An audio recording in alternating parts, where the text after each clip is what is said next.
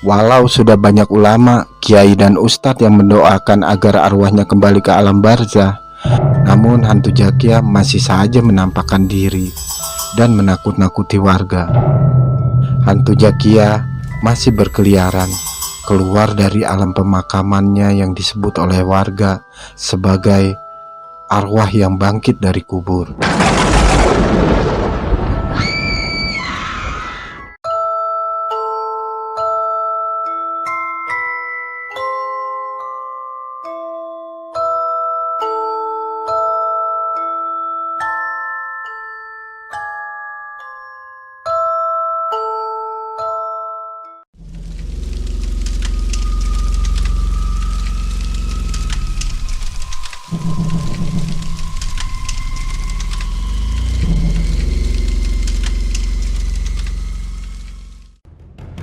Bangkit dari kubur. Manusia yang sudah mati hidup kembali. Mana mungkin? Berangkat dari pertanyaan inilah aku ikut serta dalam ritual penangkapan hantu di sebuah desa. Tempat di mana hantu Zakia sering mewujud dan menakut-nakuti warga. Pada suatu hari, Kamis Pon 13 Januari 1990, kira-kira pukul 6 sore, anak bungsu almarhum Zakia, Herman yang baru berumur 10 tahun, dikejutkan oleh kehadiran ibunya yang sudah 3 bulan meninggal dunia. Saat itu Herman sedang menonton TV di ruang depan rumahnya. Saat dia asik menonton televisi, Herman melihat kemunculan ibunya yang tiba-tiba mematikan TV yang sedang dia tonton. Di luar kesadaran Herman bahwa ibunya sudah meninggal, Herman berteriak kepada ibunya, "Mama, jangan matikan televisi, aku lagi nonton nih." Pekik Herman begitu polos. Dalam hitungan detik, ibunya yang menggunakan baju kebaya putih yang biasa dikenakannya saat ia masih hidup itu menghilang entah kemana. Ayahnya yang baru saja usai ambil wudhu untuk sembahyang maghrib kaget mendengar Herman memanggil mamanya. "Kamu barusan kenapa, Her? Kamu memanggil mama dan meminta mama tidak mematikan TV?" tanya ayahnya Herman. Setelah dijawab iya oleh Herman, kagetlah si ayah, sebab Herman benar-benar melihat ibunya yang sudah meninggal datang dan kemudian mematikan TV. Ibu memakai baju kebaya warna putih yang biasa dipakainya semasa hidup, cerita Herman. Mulanya ayahnya yang bernama Ardan merasa kalau anaknya ini cuma mengigau atau si bungsu sedang berhalusinasi karena sedang merindukan ibunya. Tapi habis sholat maghrib, Ardan dikejutkan lagi oleh sekelebat bayangan hitam di ruang tempatnya sholat. Setelah diperhatikan dengan seksama, kelebat itu ternyata sosok Zakia, almarhum istrinya yang telah memberikan 3 anak.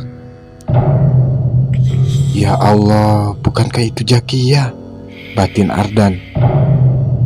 Ardan segera berlari ke ruang belakang di mana istrinya itu menghilang. Sesampainya di lorong menuju dapur, Ardan melihat jelas wajah istrinya yang tegap menghadap ke arahnya dengan wajah pucat, dengan bola mata yang semuanya putih. Zakia memakai kebaya warna putih kesukaannya itu. "Zakia, kamukah itu?" tanya Ardan.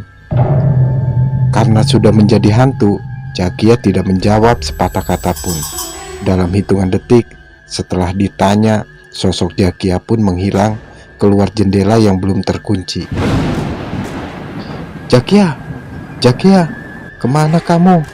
imbuh Ardan makin penasaran. Sejak malam itu Ardan menjadi gelisah, matanya tak dapat dipejamkan. Ardan sama sekali tidak bisa tidur. Jantungnya pun mulai goyah dan batinnya pun resah. Perasaannya pun tiba-tiba menjadi gamang. Pikirannya jauh menerawang ke sosok istrinya yang sangat dia cintai itu. Juga pada kenangan indah saat terakhir kali dia berdua dengan istrinya di sebuah sungai dengan speedboat.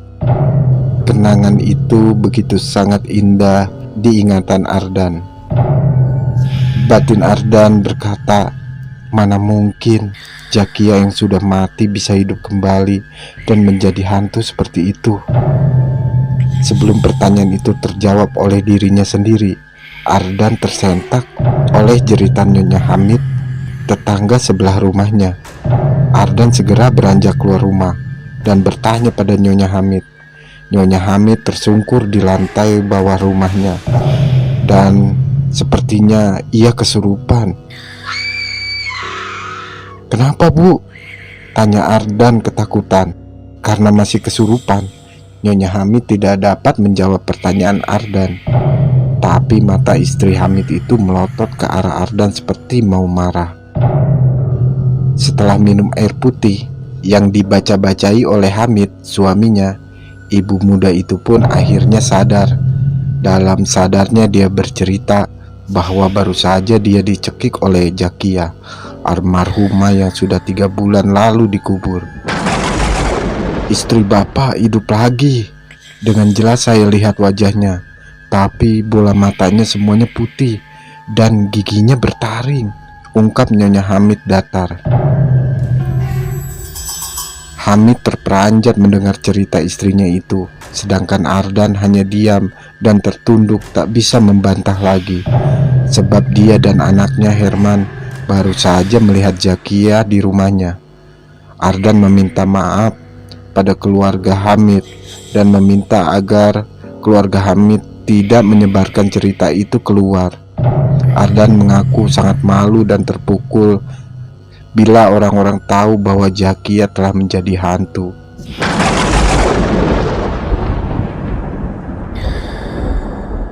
Bagi manusia yang baik-baik, terutama Ardan yang rajin ke masjid, akan sangat terpukul bila warga mengetahui almarhumah istrinya menjadi hantu. Bukan cuma saya dan anak-anak saya akan terpukul dan malu oleh aib ini. Tolonglah, simpanlah cerita ini dan jangan sampai keluar, harap Ardan. Ardan berdalih bahwa setiap manusia yang mati jadi hantu, biasanya orang tersebut saat hidupnya sangat jahat. Selain banyak dosa kepada sesama, dia juga biasanya punya hati busuk ketika hidup, syirik, dengki, iri hati, dan nyinyir. Walau saya sangat mencintainya, tapi saya akui istri saya telah banyak menyakiti hati orang dengan pekerjaannya sebagai pedagang uang. Aku Ardan. Memang Ardan tahu betul tentang tabiat istrinya itu. Ketika hidup, istrinya menjadi lintah darat dan memperdagangkan uang dengan bunga yang sangat besar. Bila pelanggan terlambat bayar, Zakia tidak segan-segan mengambil benda-benda berharga dengan secara paksa. Bahkan kerap pula melakukan kekerasan bersama pasukan penagih hutangnya yang terdiri dari preman-preman berbadan besar. Selain banyak menyiksa penghutang, Zakia juga terkenal berani melawan suami, punya hati syirik, dengki, iri, dan mulutnya sangat pedas menyakiti hati orang. Pada saat Zakia dimakamkan di pemakaman desa, pelayat sudah curiga bahwa matinya Zakia tidak sempurna. Sebab selain tanahnya sangat kurang untuk menutupi kuburannya, di dalam kuburannya juga mengalir air, berkumpul banyak belatung dan ular. Kata orang, bila manusia yang banyak menyakiti hati orang lain, kuburannya akan sempit dan banyak ularnya di dalam makamnya. Benar saja, setelah 3 bulan dimakamkan, mayat Zakia bangkit lagi. Setiap sore hari tertentu menjelang azan maghrib, kuburannya merekah, kemudian mengeluarkan asap putih. Asap itu bergumpal, lalu berwujud menjadi sosok Zakia ketika hidup. Bedanya kini dia bertaring dan bermata putih tanpa bola mata hitam, dengan wajah yang pucat tidak berdarah. Setiap malam Jumat Kliwon, Selasa Wage, dan Minggu Pon, arwah Zakia akan mewujud berkeliling kampung. Bahkan orang-orang yang lalu lalang di jalanan di depan rumahnya kerap melihat sosok Zakia di bawah rumah panggung miliknya. Di dalam kegelapan dan samar-samar malam, sosoknya selalu duduk jongkok menghitung uang di tangannya. Saat senter mengarah kepadanya, matanya akan membelalak dengan warna putih semua. Mulutnya terbuka memperlihatkan taring, bagaikan film Dracula di film-film horor. Jadi, walau Hamid dan istrinya tidak membocorkan kejadian yang mereka alami, warga lain melihat sendiri hantu Zakia. Maka, kasus bangkit dari kubur itu menyebar ke seluruh pelosok desa. Menurut para dukun di wilayah itu, bahwa hantu Zakia menghitung uang karena semasa hidupnya dia diperbudak oleh uang. Dia sangat tergila-gila dengan uang, bahkan menjadikan uang seperti Tuhannya. Zakia memperdagangkan uang dengan kesadisannya sendiri. Uang itu diberanak-pinakan dan dibungakan dengan bunga yang mencekik leher. Zakia menggunakan kesempatan pada orang-orang yang terdesak butuh uang dengan bunga yang teramat besar. Cara penagihannya menekan orang, menimbulkan banyak pelanggan yang sakit hati, stres, bahkan ada yang sampai mati karena depresi. Maka itulah saat Zakia meninggal, ia menjadi hantu yang mengerikan dan membuat kampung menjadi angker. Sebagai wartawati di bidang supranatural, aku tertarik betul ketika kumpulan paranormal melakukan ritual penyempurnaan arwah. Hantu Zakia akan ditangkap dan dimasukkan ke dalam botol, lalu dibuang ke sungai dan dihanyutkan ke laut. Malam Jumat Kliwon 18 Maret 1990 dilakukan ritual penangkapan hantu Zakia di makamnya. 5 paranormal itu memperbolehkanku untuk meliput. Kusiapkan handycam dan kamera serta peralatan yang lain untuk merekam momen tersebut. Batinku gamang juga saat kelima paranormal tersebut membakar hiyo dan meletakkan apel jin di pusara Zakia. Mereka berkomat kamit membaca mantra, sedangkan aku sibuk menempuk nyamuk yang begitu banyak hinggap di tangan dan kakiku. Pas bersamaan dengan suara azan maghrib dari surau terdekat, tiba-tiba pusara bagian kepala Zakia merekah. Tanah membuka, mulai meretak secara alami sedikit demi sedikit. Dalam hitungan detik, lubang yang membuka itu mengeluarkan asap. 5 paranormal yang dipimpin Bang Usni itu buru-buru meletakkan botol di bagian lubang, kemudian menampung semua asap hingga memenuhi botol. Setelah penuh, botol itu ditutup dengan penutupnya. Setelah rapi, 5 paranormal itu bermeditasi lagi dan mengucapkan mantra-mantra khasnya. Beberapa saat kemudian, mereka merapikan kembali apel jin, mada Turki, dan kemenyan Arab yang telah mereka bakar. Lalu kami bersama-sama pergi ke kota dan membuang botol itu ke sebuah sungai. Semua peristiwa itu terekam dalam kameraku. Aku menurunkan liputan itu di majalah segmen supranatural tempatku bekerja. Botol telah hanyut di sungai menuju laut. Perlahan tapi pasti, asap itu mengapung dan pergi untuk selamanya. Kata Bang Usni, asap itu adalah arwah dari alam kubur yang berwujud menjadi hantu Zakia. Dengan tertangkapnya asap itu, dijamin 100% hantu Zakia pergi ke alam keabadian dan hantunya tidak akan kembali lagi. Ardan telah membayar mahal pada mereka atas tugas-tugas goib itu. Ardan melakukannya karena tak ingin menyusahkan warga, karena hantu istrinya yang terus-menerus menampakkan diri dan mencari korban. Tanggal 18 dibuang ke sungai. Tanggal 30 Maret 1990 Kira-kira pukul 7 malam, hantu Zakia menampakkan diri kembali. Hantu Zakia menampakkan diri lagi di bawah rumahnya. Yang melihat hantu itu adalah Ardan sendiri, dan Ardan dicekik oleh hantu istrinya itu. Ardan kembali memanggil Bang Usni. Bang Usni meminta maaf karena botol yang hanyut di sungai itu tidak sampai ke laut. Di sekitar pulau terdekat, botol itu tertabrak baling-baling perahu dan pecah. Asap yang ada di dalam botol itu pun kembali mengudara dan kembali ke makam Zakia. Cerita Bang Usni, asap bisa mengenali makamnya dan kembali ke jasad yang telah menjadi tulang belulang.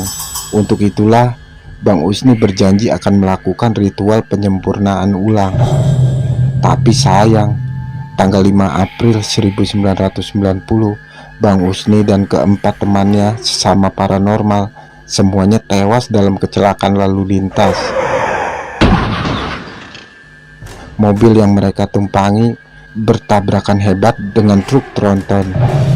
Ada kabar menyebar bahwa arwah Zakia itu menampakkan diri di depan mobil yang dikendarai oleh Bang Usni dan teman-temannya, yang kemudian membuat Bang Usni tak dapat mengendalikan setir lalu menabrak truk tronton.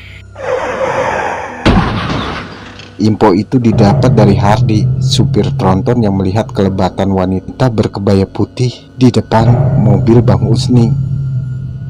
Tak ayal lagi, warga pasti menebak bahwa itu adalah sosok hantu Zakia, di mana dari kebaya putihnya yang sering ia gunakan merupakan busana khas hantu Zakia yang selama ini menampakkan diri kepada warga.